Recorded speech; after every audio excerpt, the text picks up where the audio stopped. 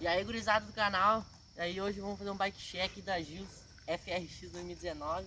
Tô aqui com meu amigo Igor gravando e lá é a bike dele. Então, vamos começar por quê? Só por você, bem mais perto. Começar. Storm 2019, Black Storm. Guidão Mob Libre. Os freios, agora vamos para as partes dos freios. MT200 de um lado, traseiro, e da frente 446. Deixa eu ver. Aro Dipper, folha Dipper.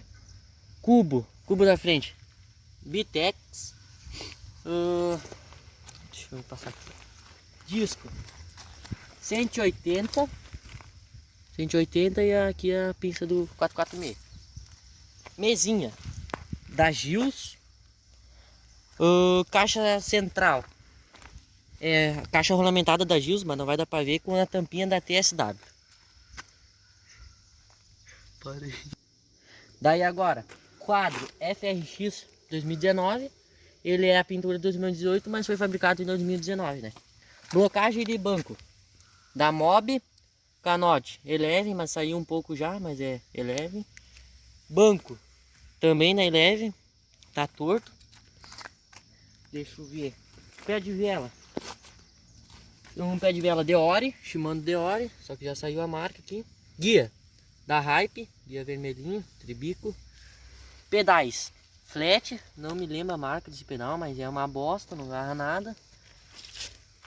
Câmbio Sora. Agora vamos para a parte do cassete. É um cassete da Shimano 9 marchas. Aro de trás é um VMAX da Vezan. Pneu Shayong 2 ponto, acho que ele é 2.35. Pneu da Shayong, bom. Pneu da frente eu não tinha falado. Lotus também é bom, não derrapa nada quase. E agora a parte do disco traseiro. É um 160, pinça de MT200. E cubo é um, deixa eu tentar rodar aqui. É um XT-Deore da Shimano.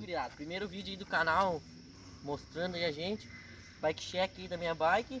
E agora a gente vai gravar uns vídeos aqui na pistinha aqui, ó, de forqueta. E fica aí daí com o resto da gravação. Se puder se inscrever no canal aí vai ajudar bastante. Valeu! My heart is your home. When the stars are crashing, your heart is my own. And it goes on and on and on. Love goes on.